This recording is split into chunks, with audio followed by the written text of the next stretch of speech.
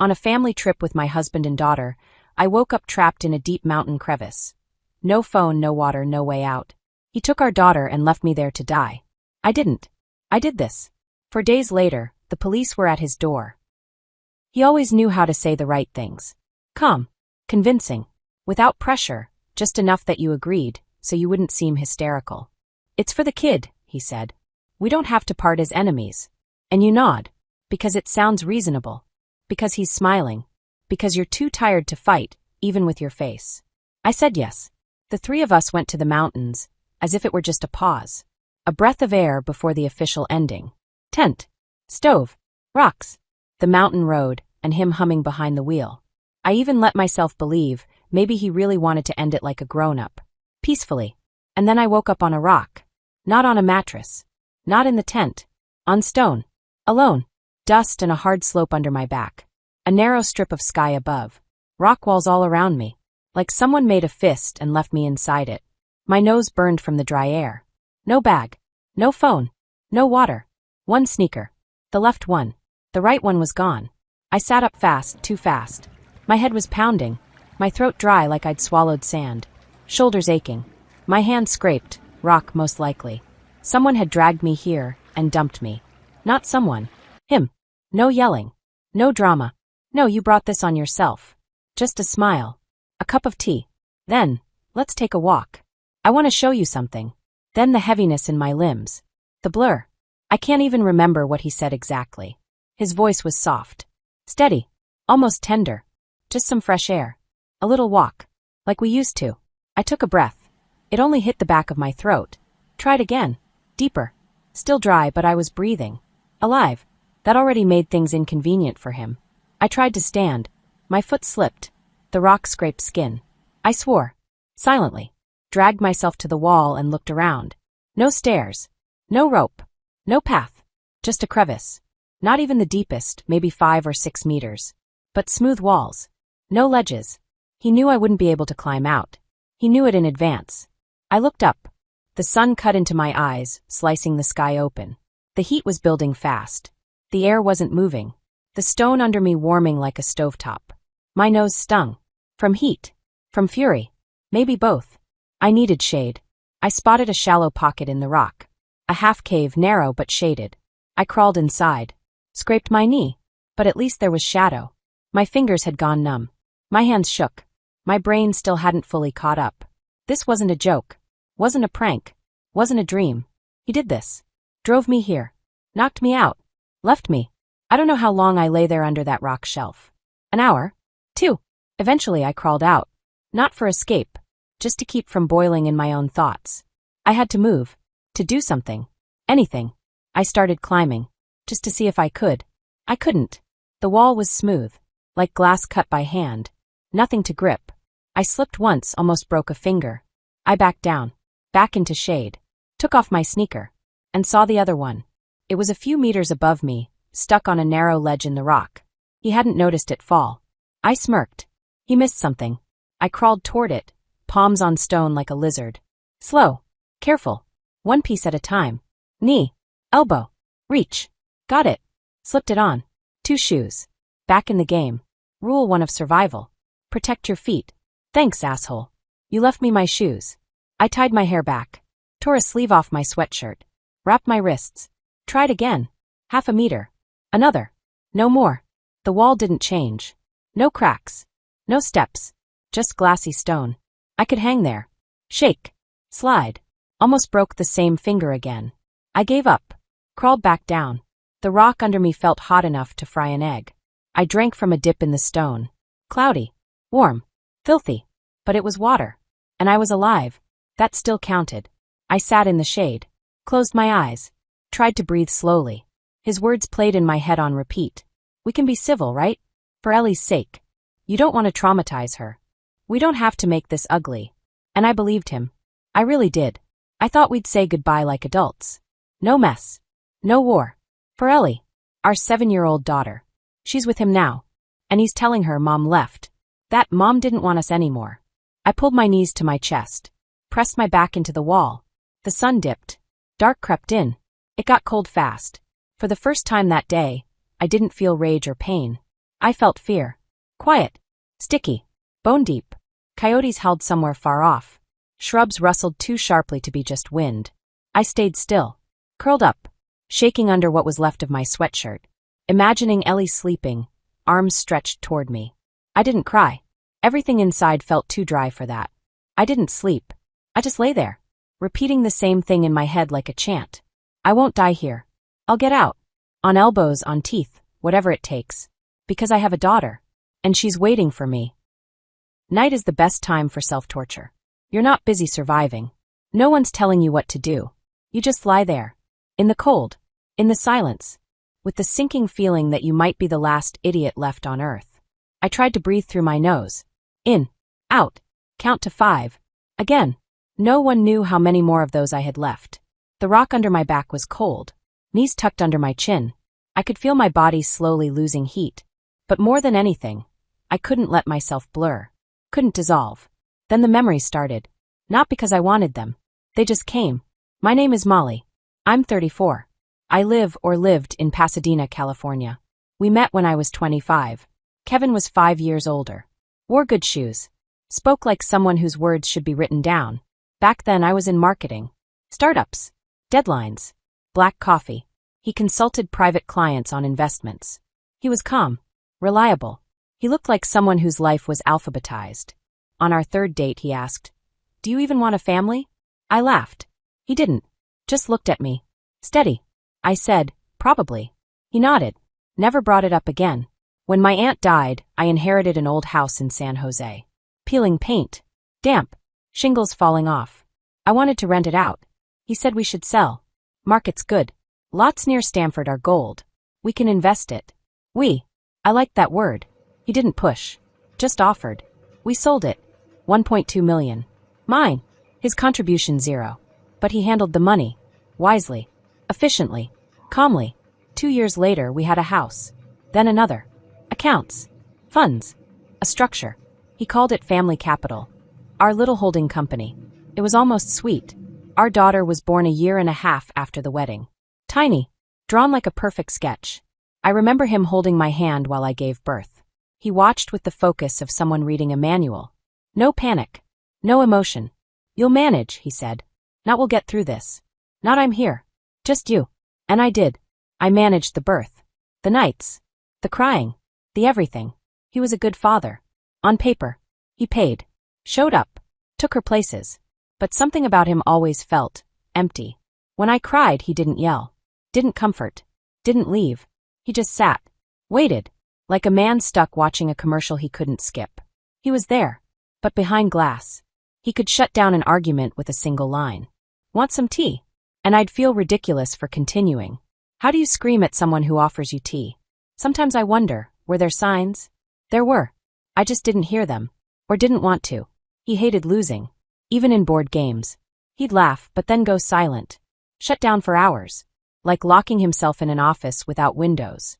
Money always came first. Even his love was measured. Contained. Like he was afraid of spending too much of it. He could be charming. Really charming.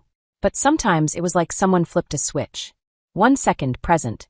The next gone. Not physically. Worse. Emotionally. Like a shell was sitting next to you. And the man had quietly left the building. We decided to divorce when Ellie turned 7. I told him, "I can't pretend anymore." He nodded. "You're right. That was it." No screaming. No door slamming. I moved into the guest room. He stopped bringing tea.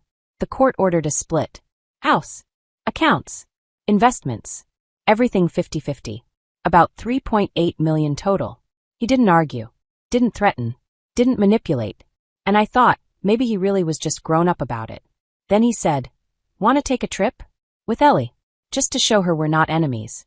Back then it sounded noble. Now I see it for what it was, premeditated. He wasn't unstable.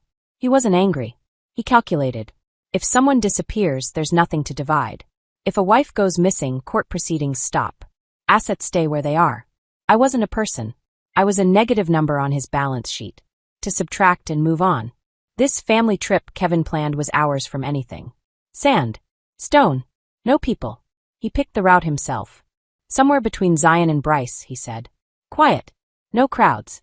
Just us and the stars. We drove nearly 8 hours from Pasadena. Ellie slept in the back seat. Kevin hummed to himself. Now I look back and see it for what it was. A prologue to something far darker. The second day of our vacation went perfectly. Ellie laughed. He grilled sausages. We drank tea. He sat next to me.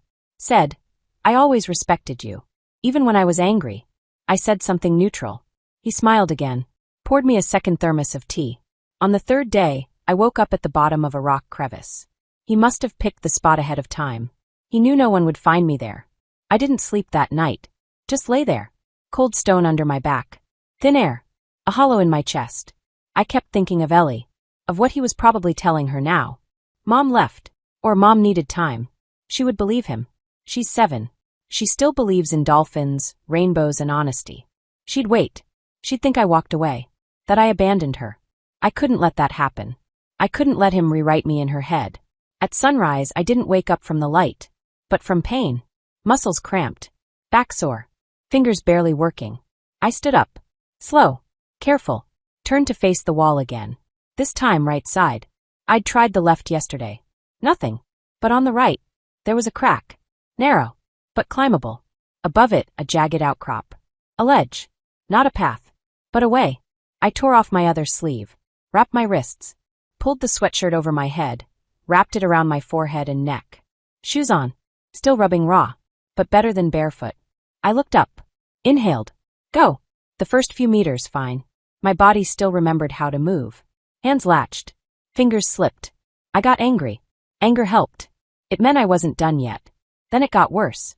The rock burned. My hands tore. Every pull felt heavier. I kept climbing. Grabbing whatever I could. Just up. Toward light. Halfway I slipped. Scraped my hand open. Saturday. Counted to 5. Kept going. By midday I reached a second ledge. Then another. Then another. Then a collapse, not down but in. The sun pounded the back of my skull. My knees bled. Fingers stopped bending. Pain was the only thing keeping me present. At some point, I blacked out. Just switched off. The heat slammed into my head like a hammer. I fell sideways. Cheek to dust. Woke up to ants. Tiny. Angry. One on my wrist. One on my neck. I jerked up. Black spots swam. I sat still. Counted to 10. Then 10 more. Then again. And climbed. The dirt crumbled under my feet. My fingers slipped. But I didn't fall. I climbed higher. And then. The horizon. Dust. Stone. Bushes. And. A trail. Dry. Broken. But a trail. I stood on it. Breathing. Both feet on solid ground. In both shoes. He thought I'd disappear. But I was standing. There was a trail. Dry. Faded. Like an old rope. Narrow, beaten, overgrown with thorns. But it was there. So I walked. At first, just from fear. Like if I stopped, I'd wake up back in that crevice. Like the stone under my back was still holding me. I moved on autopilot. Right. Left. Step. Breath. Keep going. No one. Not a soul. No footprints. Just dust. I didn't know where the trail led. Didn't matter. It went up. Forward. Not down like me. After a couple hours, I stopped feeling my legs. They were just things beneath me. Warm. Moving good. Not moving bad. That was the logic. The sun burned. Then started to set. The day ended as abruptly as it began. And I knew night was coming again. No shelter. No tent. Not even a rock to crawl under. Just sky and thorny bushes and air that was getting colder by the second. I wasn't going to make it to people that day. By evening, the wind picked up. Sharp. Biting. I curled into a ball. Like maybe if I made myself small enough, the things that hiss, snarl, and stalk wouldn't notice me. First came rustling. Then crunching. Then the smell, like something tearing apart a dead raccoon in the bushes. I froze. Held my breath. Listened. Coyotes. Probably. Maybe something worse. I knew they rarely attack people. But knowledge doesn't keep you warm. Or safe. I held a rock. Useless. But it gave my hand something to do. I pressed into the dirt. Kept my eyes open. Closed was worse in the dark. At least open, I could see if something came closer. At some point, I started whispering to myself. You're here. You're not dying. You'll get there. You're not home right now. But you're walking toward it. Ellie's waiting. At sunrise, I got up. Well, crawled onto all fours. Then knees. Then legs. Made them work. I still didn't know where I was going. The trail got steeper, then dipped again. Sand filled my shoes. I didn't bother shaking it out. Didn't have the strength. The heat started long before my body cooled from the night. I hadn't eaten. Hadn't drunk. Just step. Then another. Again. Again. By midday I started stumbling. My legs weren't mine anymore. My fingers wouldn't bend. My eyes kept closing as I walked. Then, at one bend in the trail, I just collapsed. When I woke up, the sky was different. Flat. Pale gray. Under me, soft. Above me, a lamp. And the slow beep of something medical. Voices. Not mine. Is she awake? Just came to. Give her a second. Bruising on the neck. Friction marks on the arms. I couldn't speak. My lips were cracked. My mouth like sandpaper. All I managed to whisper was, Ellie. Someone leaned over. You're safe now. You're in a hospital. I didn't talk because I didn't want to. I literally couldn't. Later, they told me someone found me by accident. Some man. A hiker. He was checking an old route. Saw me in the dirt. At first thought I was dead. Then realized I was still breathing. No ID. No phone. They checked me in as Jane Doe. No name. No history. Just a body. Still warm. For now. The next day I felt a little better. Enough to speak. Barely. Call the police, I told the nurse. Please. Urgent. They came within 40 minutes. 2 officers. A tired-looking woman and a younger man with a tablet. They stepped up to the bed. Molly Corner?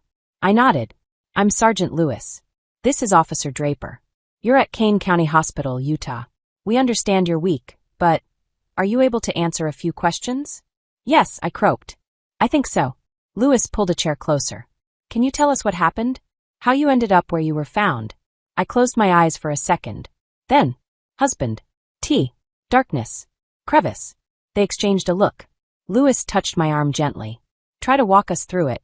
I swallowed. Focused. My husband. Almost ex. He suggested a trip. The 3 of us. Me. Him. Our daughter. Ellie. She's 7. You agreed? Yes. Do you remember where you went? Somewhere between Zion and Bryce. What happened next? We were in a tent. He asked me to get some air. At night, I drank tea. And then I woke up at the bottom. The bottom of a crevice. Rock walls. He lowered me down. Took the rope. My phone. My water. Everything. Another glance between them. How did you get out? By myself. Next day. Climbed up through a crack. Then found a trail. Walked until I collapsed. Draper was typing. Quietly. No commentary. You said husband. His name? Kevin Corner. We're mid-divorce. Properties being split. You believe he drugged you? I drank tea. Not alcohol. Just tea. Then everything went dark. Then I was surrounded by rock. And your daughter? Ellie. Where is she now? I don't know. Maybe he left her at the tent. Maybe he took her. She's with him. Do you think she's in danger? I hesitated. Inhaled slowly. I don't know. Draper tapped on his tablet. We'll check if he reported you missing. You think he did? If he's trying to cover himself, possibly. If he left with your daughter, he's probably home by now. We'll find out. Okay. I exhaled. Then sat up just enough to whisper. Please don't tell him I'm alive. I want him to think it worked. I want him to relax. Lewis raised her eyebrows slightly. Then nodded. You believe he'll try to erase evidence? I'm sure of it. He planned it all. To the hour. To the sip of water. He never thought I'd come back. Lewis nodded again. We'll note it in the report. Your location stays confidential until we say otherwise. You're safe. Thank you. When you're stronger, we'll go over everything in detail. I nodded. And please find Ellie. I don't think he'd hurt her. But I can't be sure. We'll pass everything to your local department. Pasadena, California, right? I nodded again. They left. The nurse adjusted my said my dehydration was serious, but the prognosis looked good. I stared at the ceiling. Breathing steady now. He thought no one would find me. But I was found. And now, he'll have to answer for it. They discharged me 4 days later. The bruises were still there. My legs bandaged. My head foggy. But I could walk. Talk. And most importantly, think. Kevin still didn't know I was alive. That was my first and only request. Don't tell him.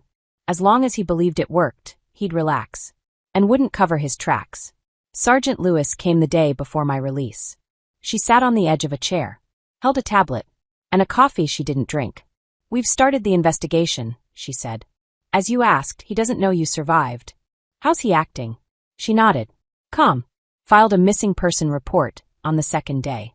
Said he woke up and you were gone. Thought you left. Said your things were missing. He removed them. At night. I remember. The bag was already near the door before he even suggested going for a walk. Louis didn't blink. We're noting everything. Just observing for now. What did he tell Ellie? Said you left. Didn't say where. Showed no concern. Just stated it like fact. I clenched the edge of the blanket. His calm was a weapon. Quiet. Cold. Calculated. He filed to pause the asset division, she added. Court's reviewing it. Fast. Very. They gave me temporary housing. I lay on the bed. Stared at the ceiling. I couldn't sleep. Not because of pain. Because it wasn't over. I got out. But he was still free. 2 days later, my phone rang. Molly. Yeah. We found it. The place. It was the one. The crevice. I didn't know how we got there. He drugged me at the campsite. But I remembered how I got out. And I told them everything I could. Where the sun was when I climbed up. The slope. The dust.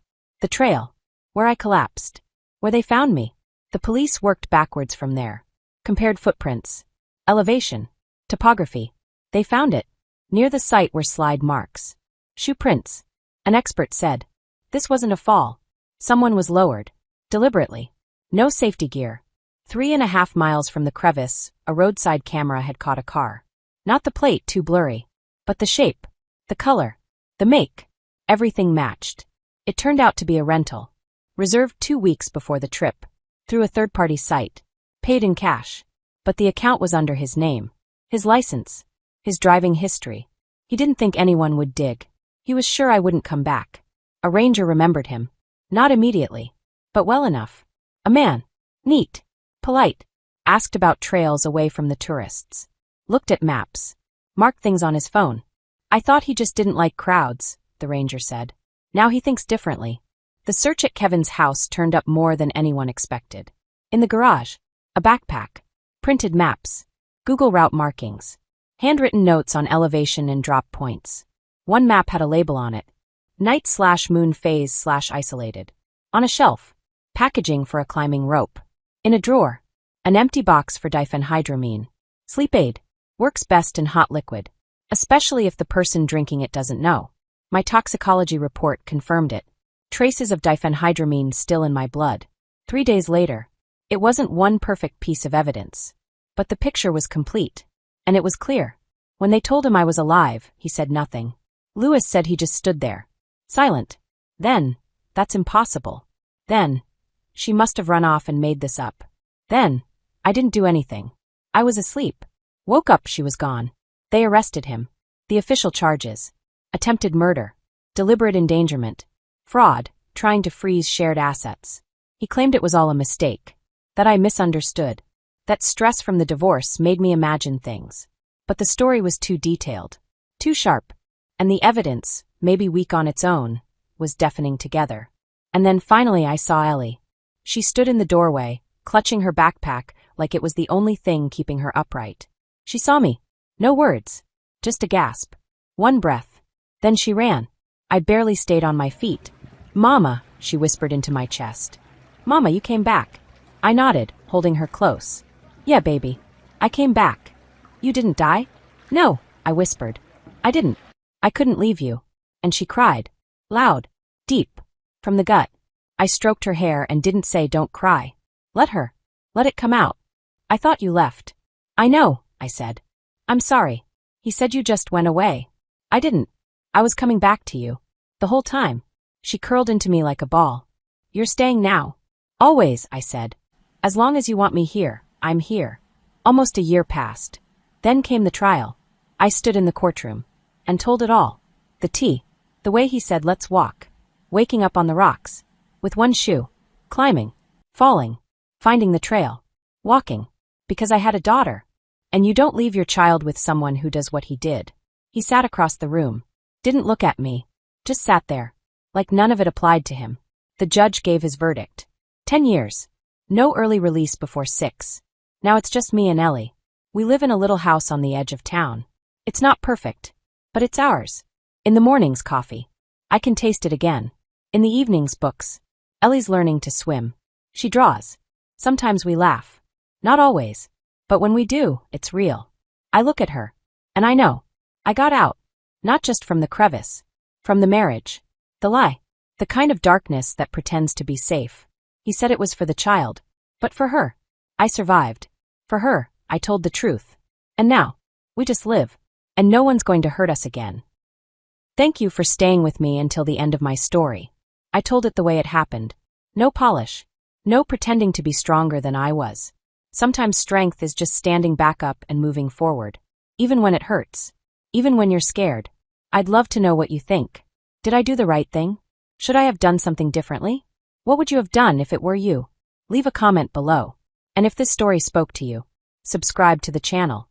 Maybe you'll find your own strength in these stories too.